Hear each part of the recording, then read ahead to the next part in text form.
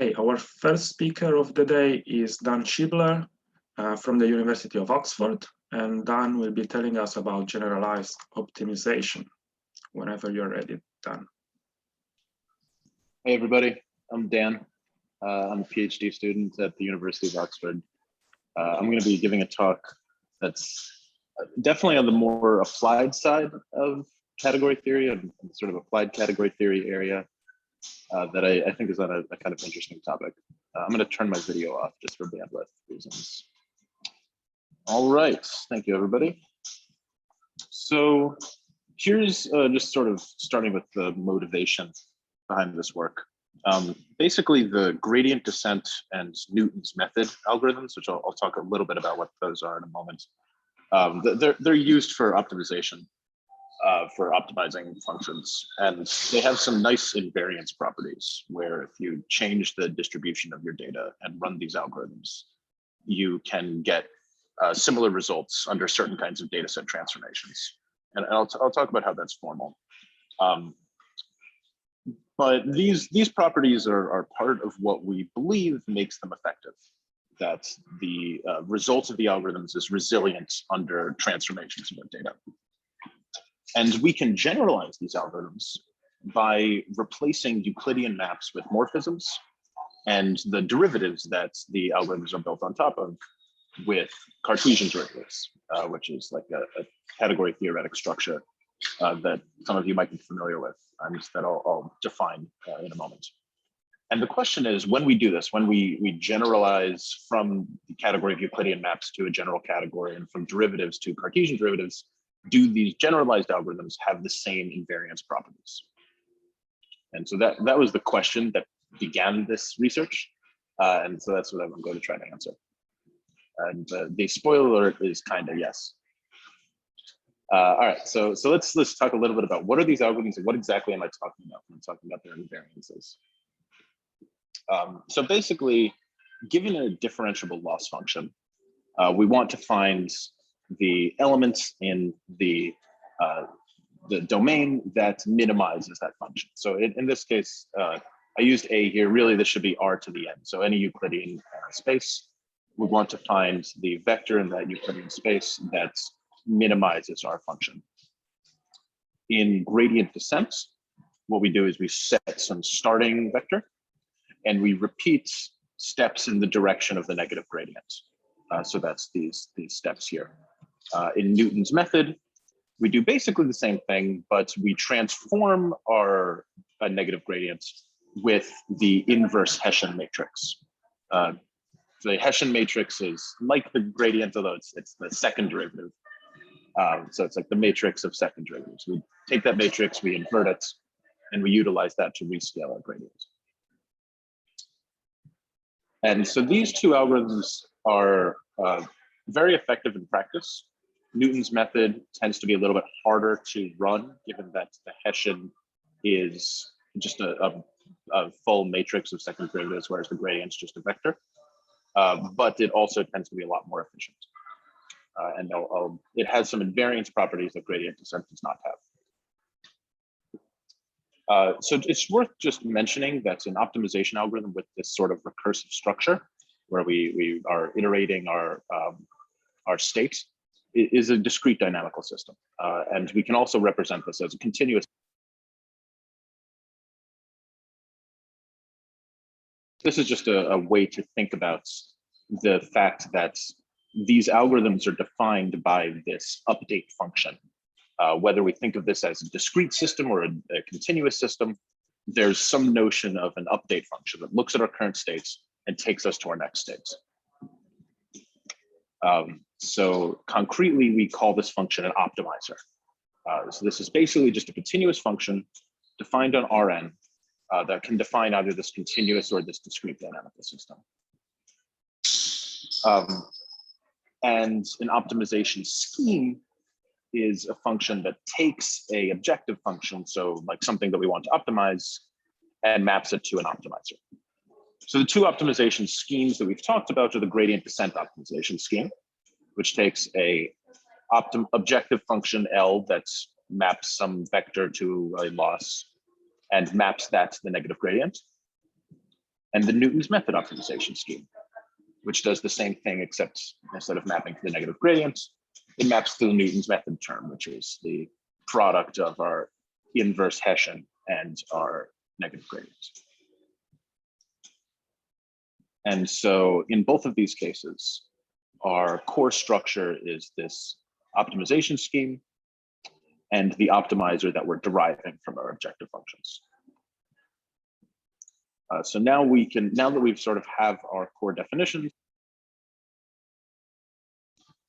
So suppose we have an optimization scheme and an objective function and an invertible transformation that maps from one vector space to another.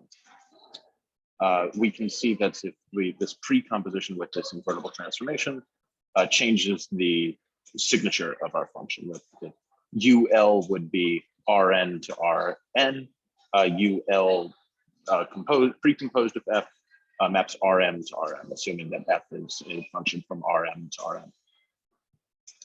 We say that a optimization scheme is invariant to a transformation if these two terms are the same. If basically it doesn't matter whether we transform our data, perform our optimization of the transformed data and map back to the existing space, or if we run our optimization of the transformed function itself. So this is the key point when it comes to like what is exactly the property that we're trying to figure out. We're trying to figure out what is the class of functions to which these optimizers are invariant. For gradient descent, the answer is orthogonal linear transformations. For any orthogonal linear transformation, gradient descent is invariant to it. And the orthogonal linear map is one where the transpose and the inverse are the same. For Newton's method, the invariance is a little bit more general. Rather than just limited to orthogonal maps, any invertible linear map, Newton's method enjoys an invariance too. So this gives Newton's method a bit of an advantage over gradient descent in certain circumstances, because it's able to be ran on data that could be in different coordinate systems and still have the same results. It's not the case that if we rescale our data, we might assume Newton's method would perform better. We can assume it will always perform perfectly regardless of the scaling of each of the different coefficients. There's no kind of invertible linear transformation we would apply to our data where we would expect Newton's method to perform better. In gradient descent, we can only say this for orthogonal linear transformations, which is a more limited set. So this is sort of the motivation of this, is we have these two kinds of optimizers, we have these two sets of properties, and now we have this question of, well, where does category theory come in and how do we generalize this? And so the first piece here is Cartesian derivatives and Cartesian reverse derivatives. So these are structures that are defined on top of left additive Cartesian categories. They satisfy a number of different conditions that behave somewhat like a derivative. And they have these signatures that essentially they act similarly to taking the Jacobian of our function and forming the linear map where we take the Jacobian and multiply our inputs by the Jacobian. The Cartesian reverse derivative is the main one that we'll be working with, and I'll just kind of throw this out. This is the set of conditions that we require to satisfy. It's a kind of long list of conditions, but the main important point is that these are similar to the kinds of properties that we expect the derivative to satisfy. Basically, our reverse derivative of 0 is 0. We sort of have this commutativity with addition. Compositional structure that obeys the chain rule. So the reverse derivative is itself a functor on our Cartesian category, an endofunctor, and its composition rule is similar to the derivative chain rule. And this is the key point of what makes the reverse derivative a useful operation, because the chain rule is key to many of the properties of algorithms that are built on top of gradients and built on top of derivatives, like any of the optimization algorithms that we're discussing. An important point as we discuss reverse derivatives are linear maps. Basically, once you define a reverse derivative operation on top of the category, you can build a generalization of linear maps. And the linear maps are basically just those maps for which the derivative just acts like a projection, or taking our Cartesian derivative just acts like a projection. So this is similar to the phenomenon that the Jacobian of a linear transformation is just the matrix that the linear transformation is defined by. So the notion of a linear map in a Cartesian reverse derivative category is just one that exhibits this behavior. And when we limit like this, we have a generalization of the transpose as well. And the transpose operation behaves, we have like an involution, and the reverse derivative we can define in terms of the transpose. So this kind of gives us a little bit of information about the difference between the Cartesian derivative and the reverse Cartesian derivatives. And I'm not going to focus on that too much because it's not super relevant. But the bottom line is that in the standard domain, if we have a linear map, then the dagger of that linear map is simply its transpose. And the reverse derivative is then simply the dagger of that linear map in its transpose. Okay, so we have invariance behaviors of optimization algorithms. We have Cartesian reverse derivatives that sort of generalize our derivative structures. The question is, if we rebuild our optimization algorithms in terms of these reverse derivatives rather than in terms of gradients and Hessians on real numbers, do we get the same invariance properties?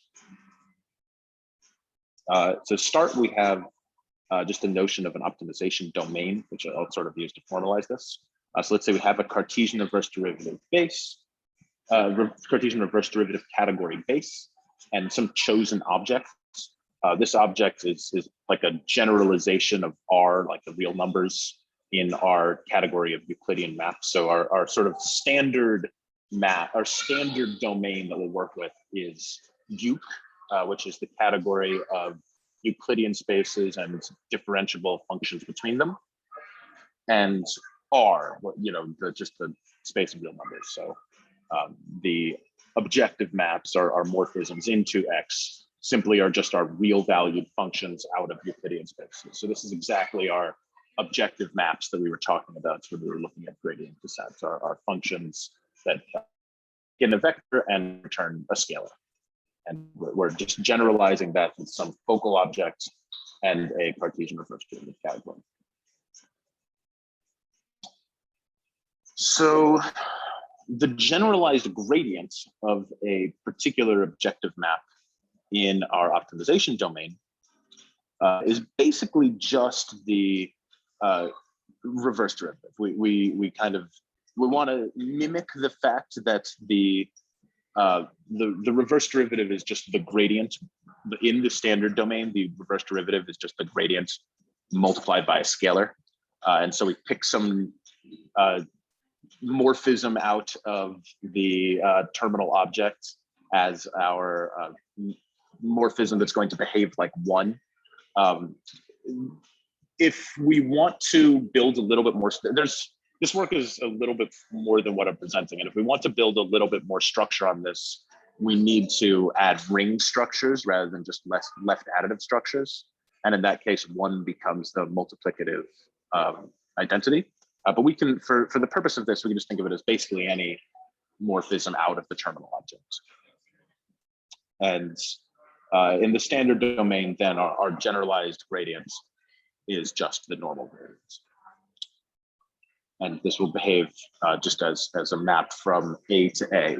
And of course, in the generalized gradient of a map, the gradient in the standard domain of a map from Rn to R is itself just a map from Rn to Rn. It takes in some Rn vector and returns an Rn vector. The generalized gradient behaves similarly.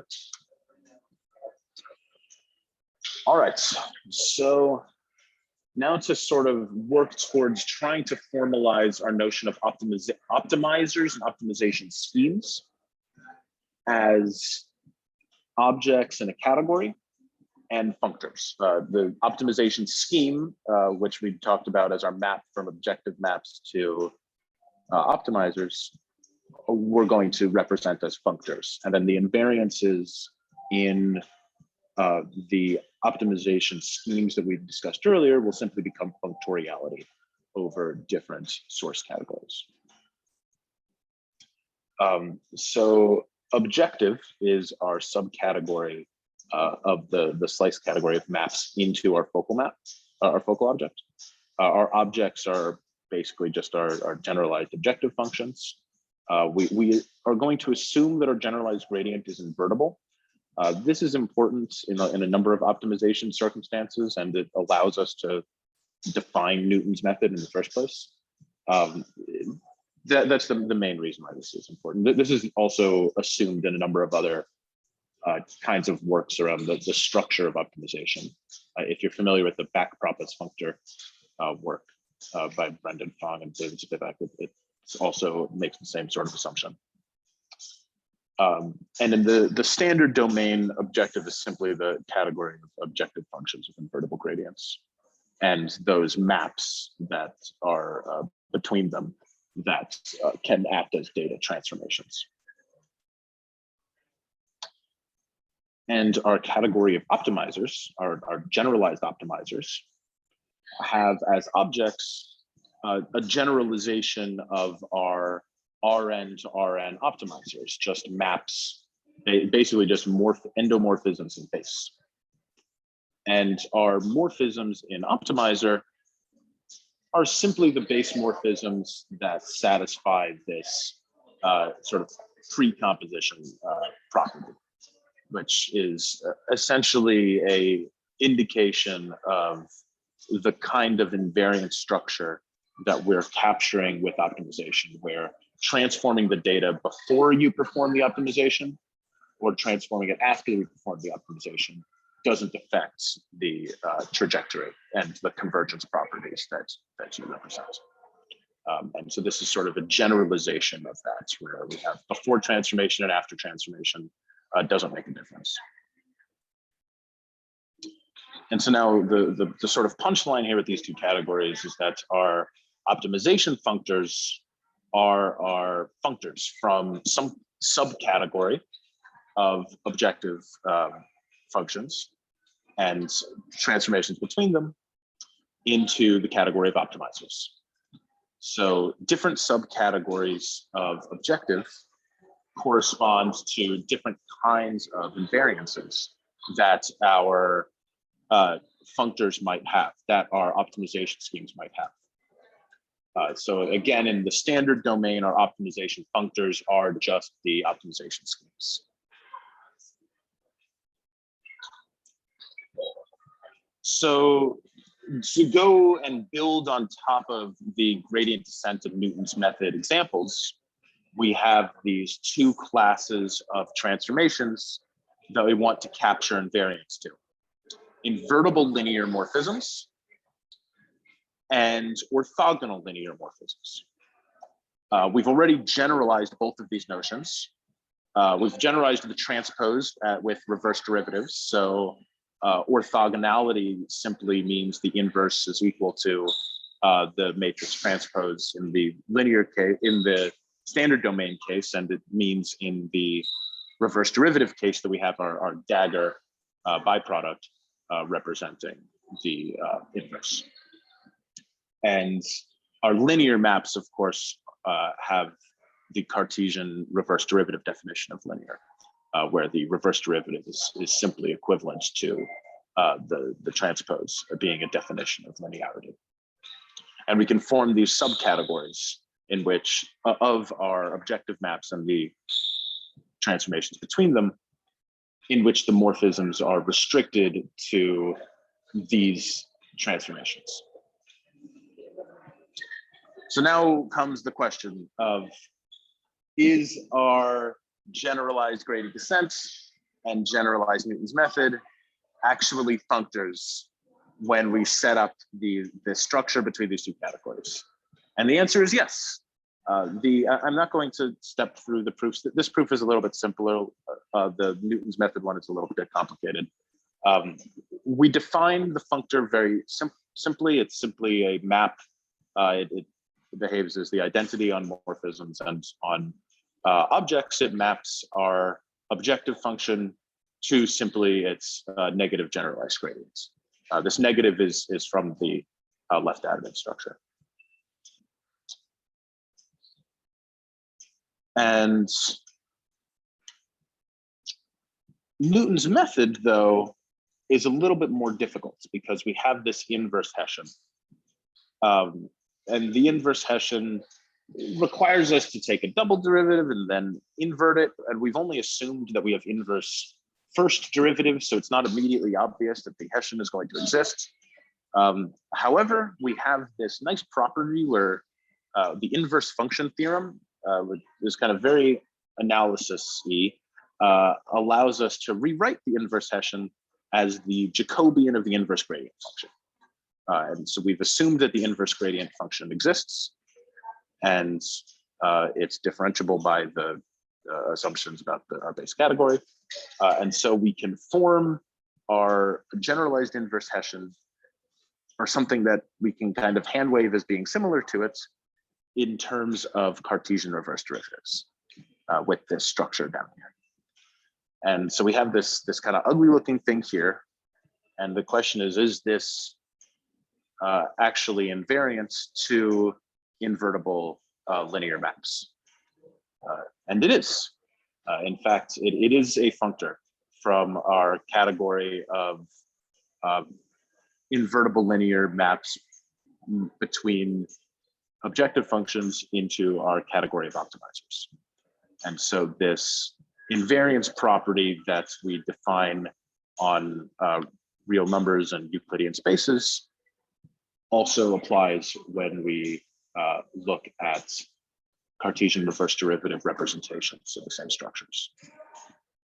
So to me, this was really interesting because a lot of, if you take like a convex optimization course and ask the question of like, why is Newton's method better than gradient descent? Or why does it converge faster? Why is taking steps with this inverse Hessian transformed gradient just better than taking steps in the direction of gradients?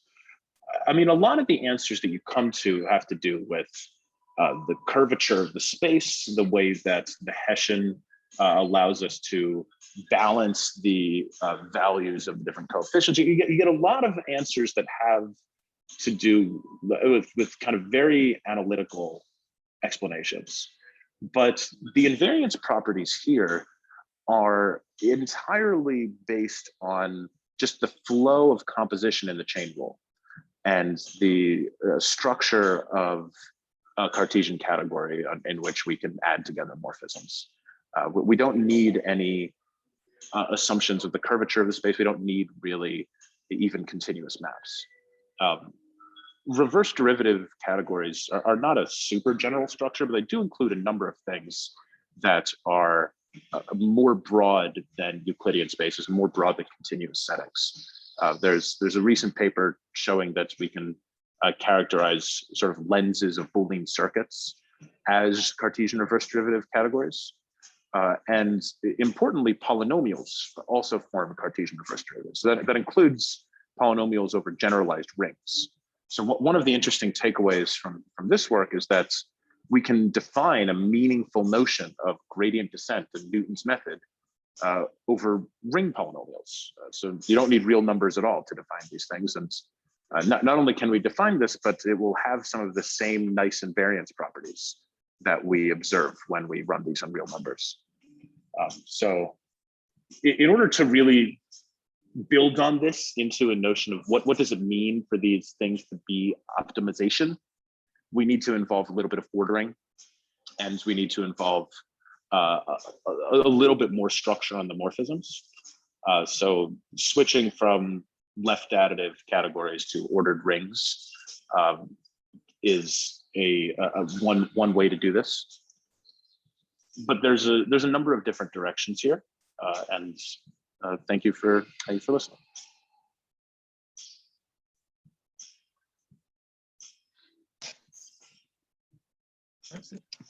Thank you, Dan, for this talk. Join me in thanking the speaker.